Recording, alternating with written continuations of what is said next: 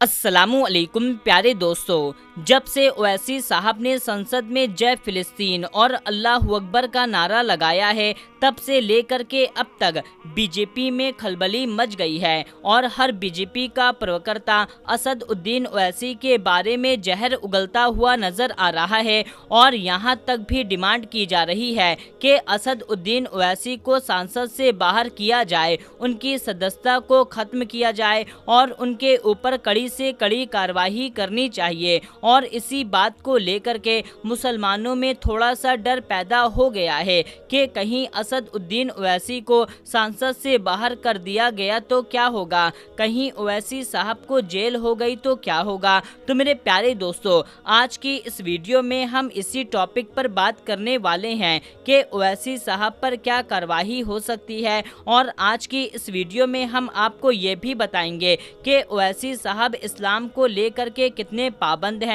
तो बड़ी ही interesting video है। जो सच्चा मुसलमान होगा आज वही इस वीडियो को पूरा आखिरी तक देखेगा और ओवैसी साहब से मोहब्बत करने वाले इस वीडियो को एक लाइक कर दें और कमेंट बॉक्स में असद उद्दीन ओवैसी जिंदाबाद जरूर लिखें। तो मेरे प्यारे दोस्तों, आपने गौर किया होगा कि असद उद्दीन ओवैसी के नाम के आगे बैरिस्टर लगता है, बैरिस्टर असद उद्दीन ओवैसी। दोस्तों, ये बैरिस्टर क्या है तो हम आपको बता दें, ये बैरिस्टर ये सिर्फ उसे मिलता है जिसने लॉ की डिग्री हासिल की है और असद उद्दीन ओवैसी ने बैरिस्टर ऑफ लॉ की डिग्री हासिल की है, यानी कि लॉ वकालत की डिग्री हासिल कर ली है। और इन्होंने वकालत की डिग्री को लंदन से हासिल किया है, यानी कि असद उद्दीन ओवैसी साहब एक वकील भी हैं और ऑल इंडिया मजलिस इत्तेहादुल मुस्लिमीन के राष्ट्रीय अध्यक्ष हैं। और इन्होंने कई बार इलेक्शन में हैदराबाद से जीत हासिल करके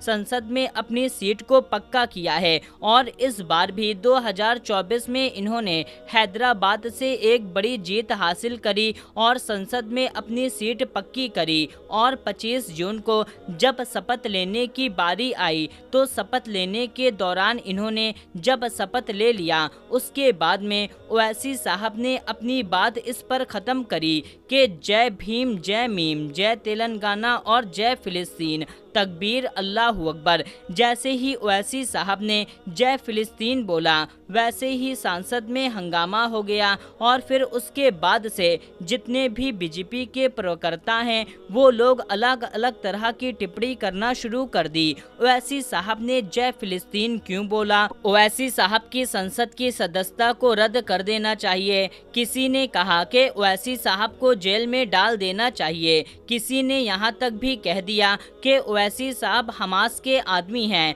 तो किसी ने कहा ओवैसी साहब फिलिस्तीन के नागरिक हैं, किसी ने कहा ओवैसी साहब पाकिस्तान से मिले हुए हैं। और पूरे सोशल मीडिया पर ओवैसी साहब को तरह तरह की गाली दी जा रही है। और जितने भी बीजेपी के प्रवक्ता हैं उनकी बस यही डिमांड है कि ओवैसी साहब की सदस्यता को रद्द करके उनको जेल में डाल देना चाहिए।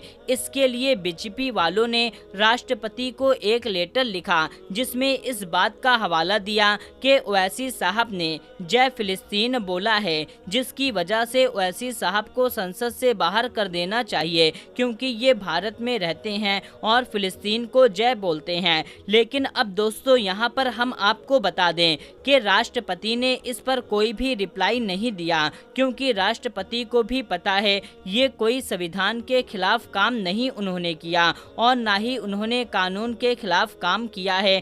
दोस्तों, यहाँ पर गौर करने वाली बात ये भी है कि जैसे कि ओवैसी साहब एक वकील हैं और काफ़ी जहन रखने वाले शख्स हैं। जब कोई स्पीच देनी होती है या कोई बयान देना होता है तो उसको पहले एक कागज़ में लिख करके उसकी अच्छी तरह से जांच कराई जाती है और देखा जाता है कि इसमें कोई ऐसी बात तो नहीं कही गई जो संविधान के खिलाफ है, जो हमारे कानून के खिलाफ है। और फिर उसके बाद ही उस बात को आकर के बयान दिया जाता है। और ऐसा ही असद उद्दीन ओवैसी साहब ने किया होगा कि ये जांच पड़ताल की होगी जय फिलिस्तीन बोलना हमारे संविधान के खिलाफ है या नहीं। जब उन्होंने देखा ये संविधान और कानून के खिलाफ नहीं है तब जा कर के ओवैसी साहब ने जय फिलिस्तीन का नारा संसद में लगाया। अगर दोस्तों जय फिलिस्तीन बोलना ये हमारे संविधान के खिलाफ होता या कानून के खिलाफ होता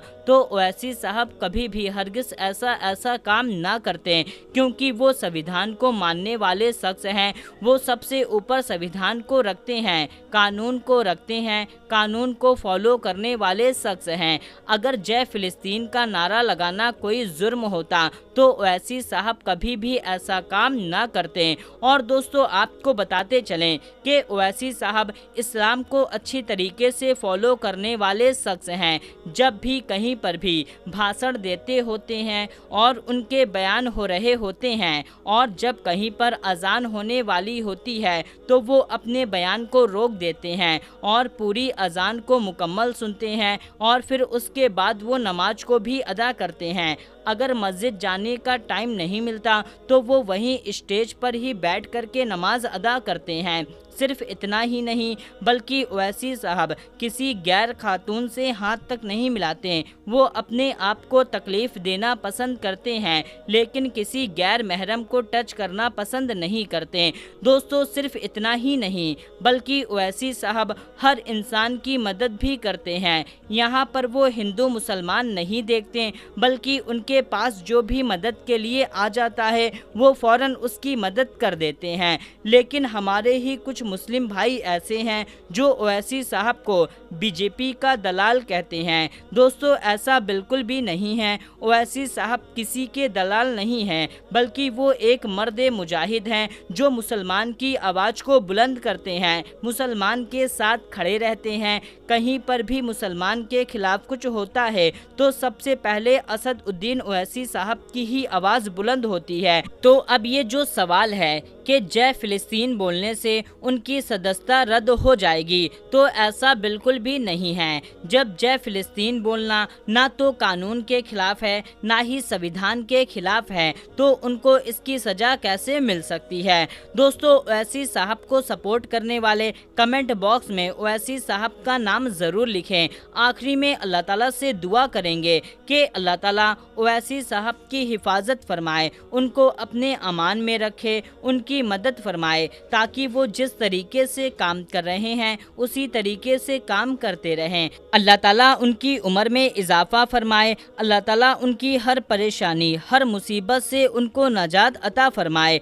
आमीन या रब्बुल आलमीन। प्यारे दोस्तों कमेंट बॉक्स में आमीन ज़रूर टाइप कीजिएगा और इस वीडियो को जितना ज़्यादा हो सके उतना ज़्यादा और भी मुसलमान लोगों तक इस वीडियो को ज़्यादा से ज़्यादा शेयर करते रहिए ताकि इस बात की मालूमात हर मुसलमान को हो सके।